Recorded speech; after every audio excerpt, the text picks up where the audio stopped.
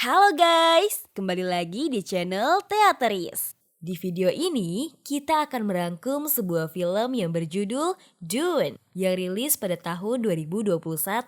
Film ini diangkat dari novel fiksi ilmiah terlaris sepanjang masa yang bercerita tentang kisah Paul Atreides, seorang pemuda cerdas dan berbakat yang lahir dalam takdir besar di luar pemahamannya yang harus melakukan perjalanan ke planet paling berbahaya di alam semesta untuk memastikan masa depannya. Menarik bukan? Gak usah terlalu lama, langsung saja kita ke alur ceritanya.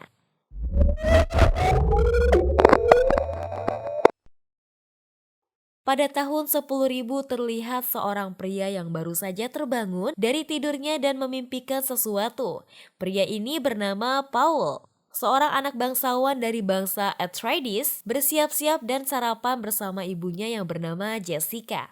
Bangsa Atreides merupakan bangsa yang bisa dibilang merupakan manusia normal pada umumnya. Mempunyai teknologi super canggih dan mempunyai militer yang sangat kuat. Pada hari itu, Atreides kedatangan imperial atau kaisar, yaitu suatu pemerintahan yang mengatur seluruh bangsa. Kedatangan imperial bertujuan untuk memberikan kekuasaan kota Ararki kepada Atreides, yang asalnya kota Ararki ini dikuasai oleh bangsa monster yaitu Harkonnen. Bangsa Harkonnen ini merupakan bangsa yang brutal, tidak manusiawi dan bersifat serakah. Bangsa yang ditakuti karena mempunyai militer yang kuat dan sangat banyak melebihi jumlah militer bangsa Atreides. Dan hari ini, kekuasaan kota Ararki yang memiliki sumber daya alam melimpah jatuh ke tangan bangsa Atreides. Setelah itu, pimpinan pasukan bernama Duncan baru saja berpatroli dan bertemu dengan Paul. Paul menceritakan tentang mimpinya yang berada di Ararki dan bertemu dengan Freeman. Dia juga bermimpi bahwa Duncan akan mati dalam peperangan. Tapi Duncan mengabaikannya dan menjawab bahwa mimpi hanyalah mimpi. Dia juga akan terbang duluan ke Ararki bersama pasukan lain untuk misi pengintaian. Kemudian Paul bertemu dengan ayahnya dan meminta izin untuk terbang ke Ararki bersama Duncan. Tetapi Pito tidak mengizinkannya karena Pito tahu bahwa diberikannya kekuasaan Ararki kepada Atreides merupakan ancaman. Karena Harkonnen tidak akan memberikan kekuasaan dengan mudah kepada Atreides, Pito berencana untuk membuat aliansi dengan bangsa Freeman. Maka dari itu alasan Duncan pergi duluan bersama pasukan lain untuk berbaur dengan bangsa Freeman. Setelah itu Paul dilatih oleh Gurney untuk bertarung. Karena Gurney tahu bahwa Harkonnen akan menyerang Atreides. Scene beralih ke kediaman bangsa Harkonnen. Terlihat Rabban, seorang pemimpin pasukan, melaporkan kepada Baron, yaitu raja dari Harkonnen, melaporkan tentang kepulangan semua pasukan Harkonnen ke rumah mereka kembali.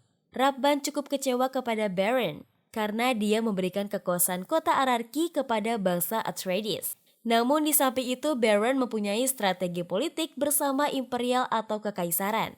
Malam harinya, Paul terbangun di tengah malam dan disuruh oleh ibunya untuk menemui guru Bene Gesserit. Sebelum menemuinya, Paul hendak diperiksa oleh Dr. Yu mengenai kondisinya.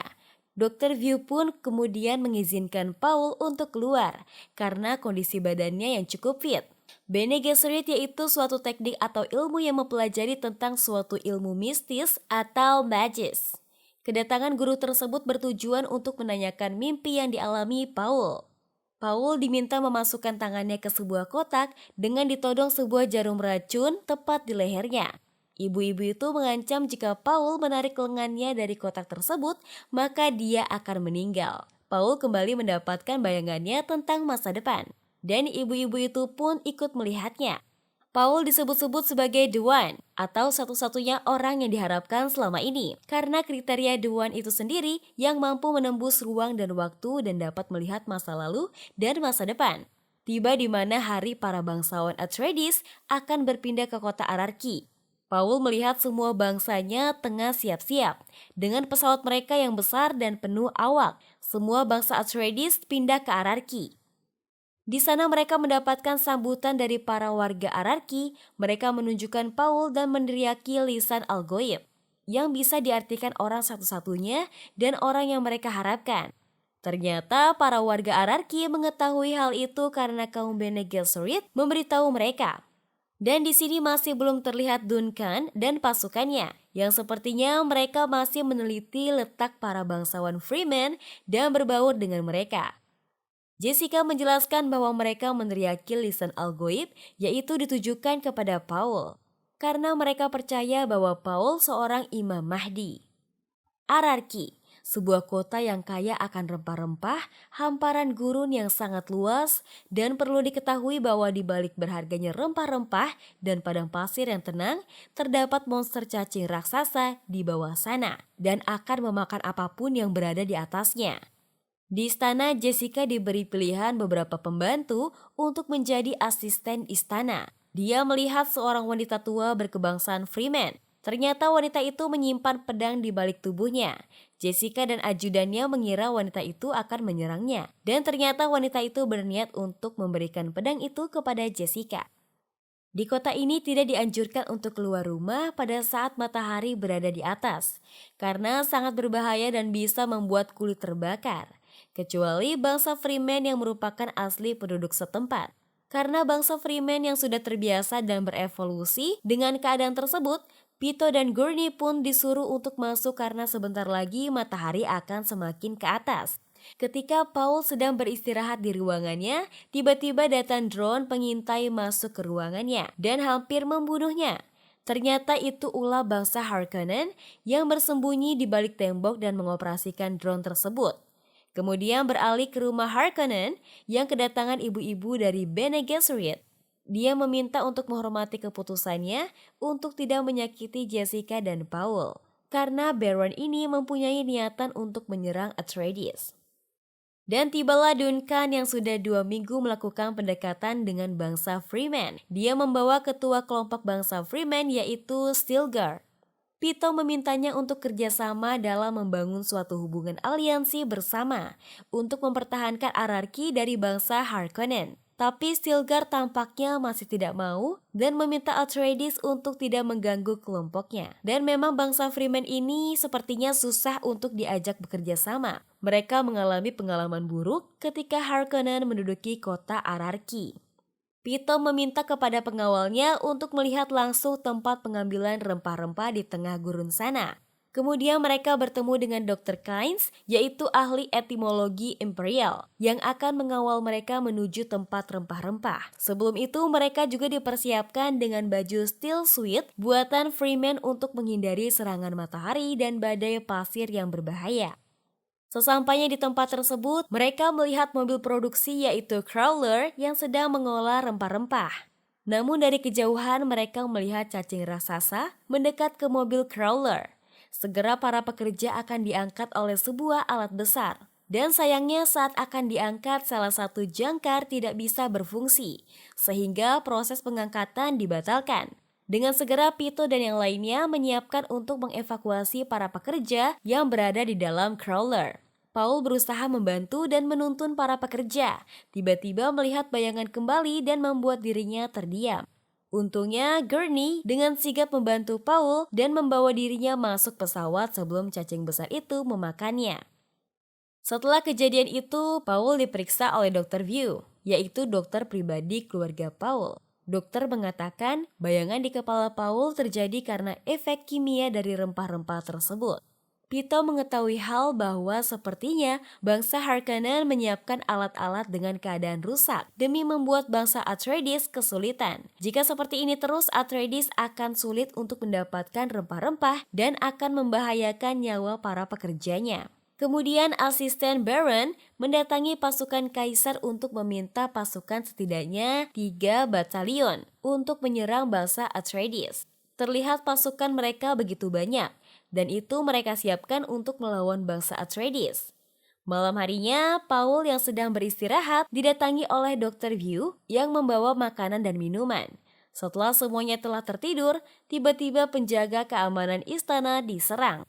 Pito yang terbangun mendapatkan kejanggalan karena dia mencoba menghubungi keamanan namun tidak ada jawaban. Tak lama kemudian, Pito tiba-tiba ditembak oleh seseorang dan ternyata itu adalah Dr. Yu yang mengkhianati dan bersekongkol dengan bangsa Harkonnen. Namun Dr. Yu memberikan semacam gigi racun kepada Pito sebagai senjata terakhirnya untuk membunuh Baron ketika dia hampir dekat dengan kematian. Serangan pun terjadi kembali ketika pesawat tempur datang dan menghancurkan kota Ararki.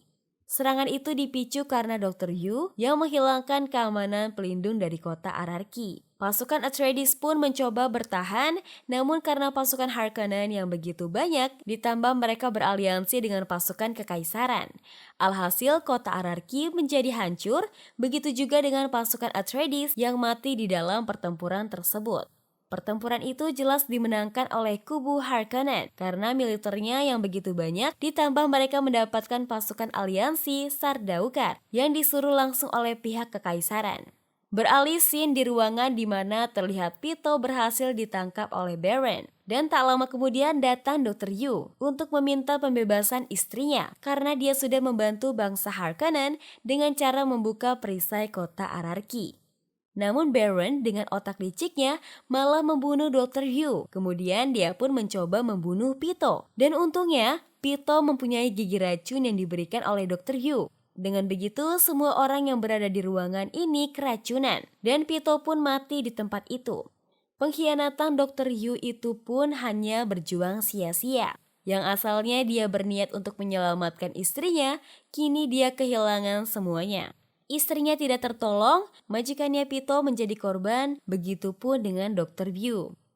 Duncan yang menyadari bahwa sedang diserang, dia langsung bergegas untuk menyelamatkan Paul. Namun tiba-tiba Paul sudah tidak ada di tempat tidurnya. Ternyata Paul bersama ibunya diculik dan akan diterlantarkan di gurun pasir. Hal itu karena Bene Gesserit meminta kepada Baron untuk tidak menyakiti Paul dan Jessica. Maka dari itu mereka hanya melantarkan Paul dan ibunya agar mati dimakan cacing raksasa. Karena skill Bene Gesserit yang dimilikinya, Paul berhasil menghipnotis musuh tersebut. Begitupun dengan ibunya. Mereka harus bersembunyi di gurun karena Ararki sudah hancur. Mereka harus menemui bangsa Fremen untuk meminta bantuan. Paul pun cukup kesal karena bayangan-bayangan yang di kepalanya selalu muncul dan tidak bisa ditebak. Tak lama kemudian datang Duncan dan Kain untuk menjemput mereka. Mereka pergi ke suatu shelter untuk berlindung di sana.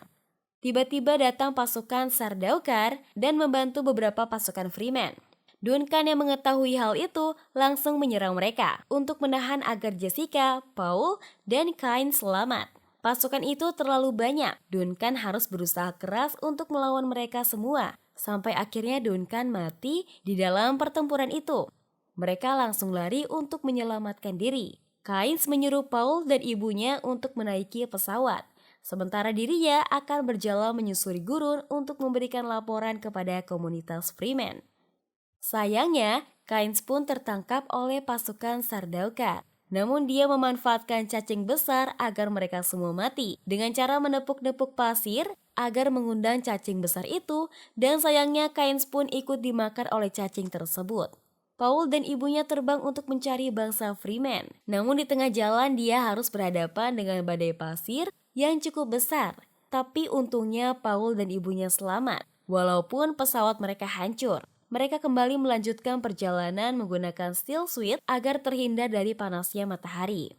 Mereka juga terancam mati karena cacing besar mengetahui di mana mereka berada. Setelah itu akhirnya mereka menemukan bangsa Fremen. Tapi tidak semudah itu, Fremen tidak langsung menerima mereka. Mereka sempat diserang sampai akhirnya Stilgar, yaitu pimpinan mereka menyerah karena ditodong pisau di leher oleh Jessica. Bayangan dan mimpi Paul pun menjadi kenyataan. Ketika melihat wanita Fremen yang selama ini ada di dalam mimpinya, bisa bertemu langsung dan wanita ini bernama Chani. Tapi tak sampai di situ, seorang pasukan Fremen bernama James menantang Paul untuk berduel dengannya, untuk membuktikan dianggap Imam Mahdi. Pertarungan itu pun dimenangkan oleh Paul, dan Fremen pun akhirnya bisa menerima Paul dan ibunya. Perjalanan mereka terhenti dan film pun berakhir. Film ini akan berlanjut di sequel yang kedua ya guys. Belum tahu kapan rilisnya karena film ini juga membutuhkan persiapan yang lumayan panjang. Jika kalian suka dengan video ini, jangan lupa untuk like, komen, dan nyalakan loncengnya ya. Dadah!